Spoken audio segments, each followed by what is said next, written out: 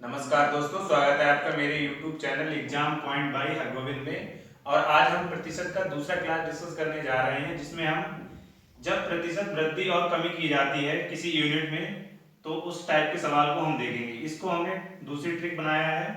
जैसे किसी व्यक्ति की ए की आय अगर पहले बढ़ती है और फिर पुनः घटती है तो कुल परिवर्तन कितना होगा वह हम देखेंगे। उसके बाद क्षेत्रफल के सवाल हम देखेंगे। अगर किसी जैसे मान लेते हैं वर्ग है, ठीक है, वर्ग की अगर कोई भुजा बढ़ाई जाती है तो उसके क्षेत्रफल में कितना परिवर्तन होगा वह हम देखेंगे। और आयतन की जब बात होती है, जैसे मान लेते हैं हम कोई गोला है और उसकी रेडियस बढ़ाई जाती है या घटाई जाती है तब परिवर्तन कितना होगा। ठीक है, इस प्रकार के सवालों को हम इस ट्रिक से करेंगे। दूसरी ट्रिक जिसका नाम हमने दिया है, पहला सवाल हमारा ये है कि ए की आय अगर 10% बढ़ती है उसके बाद उसको पुनः 20% बढ़ाया जाता है तो कुल परिवर्तन हमें बताना है कितना होगा। तो इस टाइप के सवाल जो हम सॉल्व करेंगे तो क्या करेंगे, जैसे हमने मान लिया पहले ए है, ए व्यक्ति की जो आय है उसको हम 100% मानेंगे, ठीक है।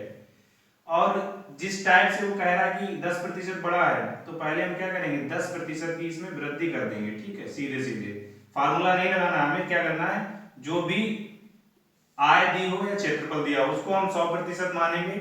उसके बाद हम जो वृद्धि दी है पहले नंबर की उसको हम वृद्धि कर देंगे 10%, ठीक है। 10 दिया है तो 10, अगर 20 दिया होगा तो 20% कर देंगे।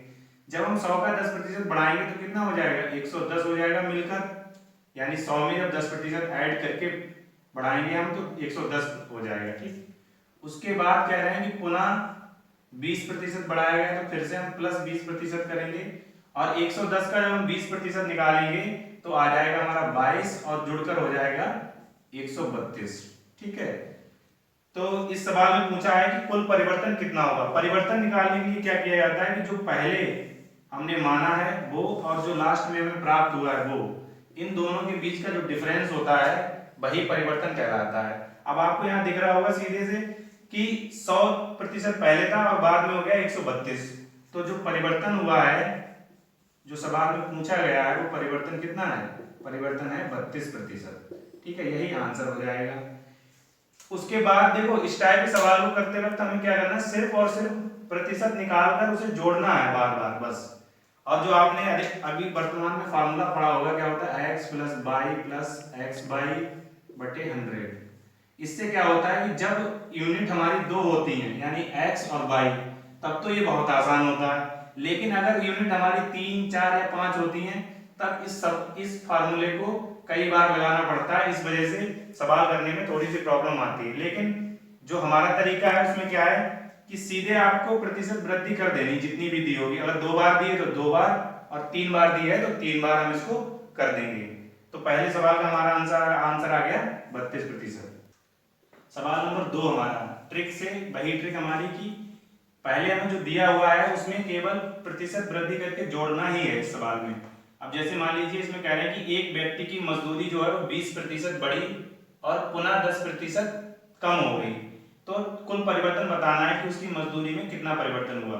तो हमने माना व्यक्ति की जो मजदूरी है वो कितनी है, 100% है उसकी मजदूरी, उसकी जो मजदूरी है वो 100% है। और इसमें पहले हम क्या करेंगे, 20% की वृद्धि कर देंगे सीधे, तो हो जाएगा हमारा 120।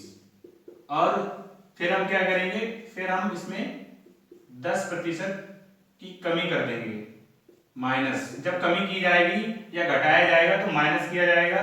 और 10% जब हम माइनस करेंगे, 120 का 10 होता है 12, जब हम इसमें 12 घटा देंगे तो कितना रह जाएगा, हमारा रह जाएगा 108, यानी 108%। परिवर्तन निकालने के लिए क्या किया जाएगा कि जो पहले नंबर है वो और जो लास्ट में हमें प्राप्त हुआ है उन दोनों के बीच का हमें क्या करना है, अंतर निकालना है। तो अंतर आ जाएगा हमारा 8%। यही हमारा इस सवाल का आंसर हो जाएगा, यानी उस व्यक्ति की जो मजदूरी है वह 8% बढ़ जाएगी। सवाल नंबर 3 हमारा, एक वर्ग की भुजा में अगर 20% की वृद्धि की जाती है तो क्षेत्रफल में परिवर्तन हमें बताना है कितना होगा। देखिए क्षेत्रफल का जो यूनिट होता है वो क्या होता है, यूनिट होता है वर्ग इकाई। आपने पढ़ा होगा कि क्षेत्रफल की जो माप होती है वो वर्ग इकाई में होती है, ठीक। अब इसमें वर्ग की भुजा दी हुई है एक, तो वर्ग की भुजा क्या होती है, सभी बराबर होती हैं। तो वर्ग इकाई क्षेत्रफल होता है, इसलिए इसमें क्या किया जाएगा, 2 बार इसमें वृद्धि की जाएगी। ठीक है, यानी इसमें 2 बार वृद्धि की जाएगी। अगर कमी की जाती तो 2 बार कमी की जाती इसमें। तो अब हम माना हमने वर्ग का जो एरिया है, वर्ग का जो एरिया है वो कितना है, वो हमने मान लिया 100% है। ठीक, अब इसमें पहली बार क्या किया जाएगा, पहली बार इसमें 20% की वृद्धि की जाएगी, तो हो जाएगा हमारा 120। और फिर से जब हम इसमें 20% की वृद्धि करेंगे तो कितना हो जाएगा, 120 का जब हम 20% निकालेंगे तो आ जाएगा हमारा 24, और इसके जुड़कर हो जाएगा 144। यानी पहले जो एरिया वर्ग का 100% था वो अब कितना हो गया, वह बढ़कर हो गया 144। तो कुल परिवर्तन आ गया हमारा 44%। यानी वर्ग का जो क्षेत्रफल है वो 44% बढ़ जाएगा यदि उसकी भुजा 20% बढ़ाई जाती है। क्वेश्चन नंबर 4 हमारा आयतन पर आधारित है। इसमें क्या है कि गोले की त्रिज्या जब 10% बढ़ाई जाती है तो आयतन में परिवर्तन हमें बताना है। आयतन में परिवर्तन हम कैसे बताएंगे, हमने बताया कि क्षेत्रफल वर्ग इकाई में होता है और आयतन कैसा होता है, आयतन होता है घन इकाई में। यानी जो घन इकाई होती है, आयतन की यूनिट क्या होती है, घन इकाई।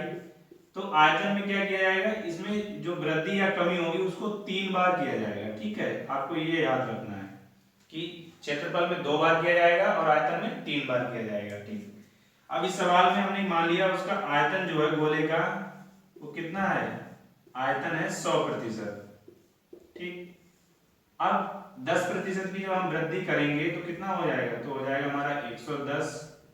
पुनः जब हम 10% की वृद्धि करेंगे तो हो जाएगा हमारा 121। और एक बार जब हम और 10% की वृद्धि करेंगे तो कितना हो जाएगा हमारा, तो हो जाएगा 133.1। ठीक है, प्रतिशत निकालना आपको बहुत आसान है, 10 निकालना है। तो 100 का 10 आ जाएगा 10, ऐड होके 110 हो जाएगा।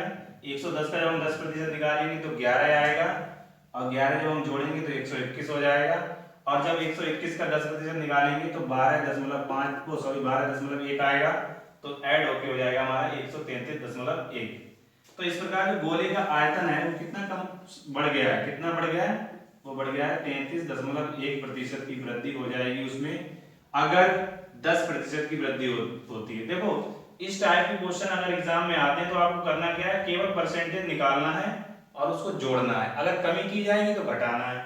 अगर वो पूछ रहे 4 स्टेप में किसी सवाल को तो 4 बार हम इसको सॉल्व कर देंगे, तो हमारा आंसर आ गया 33.1%। क्वेश्चन नंबर 5 हमारा एक कमरे के आयतन से संबंधित है।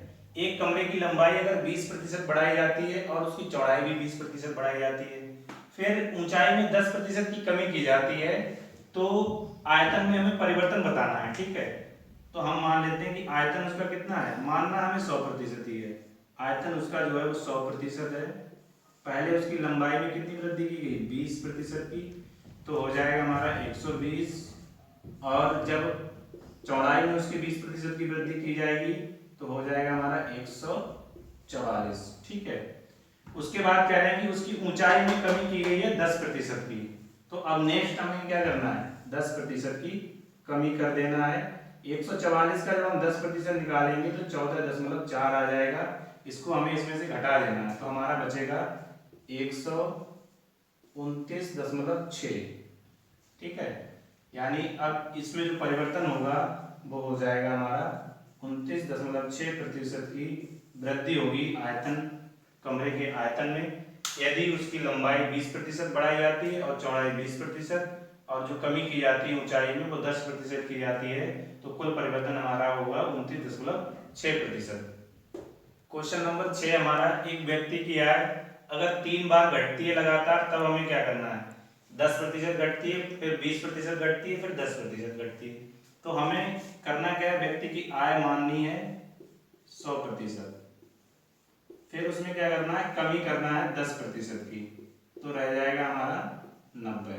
ठीक है, उसके बाद जब दोबारा हमें कमी कितनी करनी है, 20% की, तो 20% जब हम कम करेंगे तो हमारा रह जाएगा, देखो 90 का 20% को 18 घटा देंगे तो रह जाएगा 72। ठीक, उसके बाद कह रहे हैं एक बार और 10% उसकी आय कम होती है, लगातार 3 बार है, तो 72 का जब हम 10% निकालेंगे तो आ जाएगा 7.2। इसको जब हम इसमें से घटा देंगे तो कितना बचेगा, 72 में से हम इसको घटाएंगे तो आ जाएगा हमारा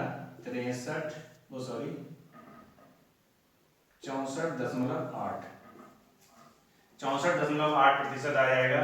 और इस प्रकार जो परिवर्तन होगा वो होगा 35.2%, वो भी क्या माइनस में, यानी कमी होगी।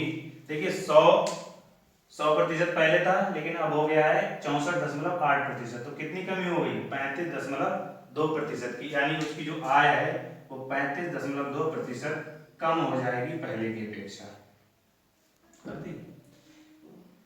अब आज हमने जाने थे जो जब प्रतिशत वृद्धि और कमी की जाती है उस प्रकार के सवाल को, जो कि हमने ट्रिक 2 से सॉल्व किया। इसमें क्या किया हमने, या तो पहले वृद्धि की जाती है या कमी की जाती है, तो हमें केवल प्रतिशत पर ही ध्यान देना है, प्रतिशत निकाल के जोड़ना या घटाना है। ठीक है, बेसिक सी बात है, सभी लोग कर लेंगे इसको।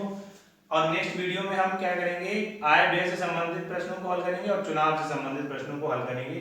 और ये सवाल जो है हम एच.डी. यादव बुक से कवर कर रहे हैं, एच.डी. यादव बुक। ठीक है, जिन लोगों के पास हो, अगर कोई भी क्वेश्चन हमने एच.डी. यादव बुक से प्रतिशत वाला पूछना है तो कमेंट बॉक्स में आप बता सकते हैं, उस क्वेश्चन को सॉल्व करके नेक्स्ट वीडियो में आपको दिखा दिया जाएगा हमारे यूट्यूब चैनल पर।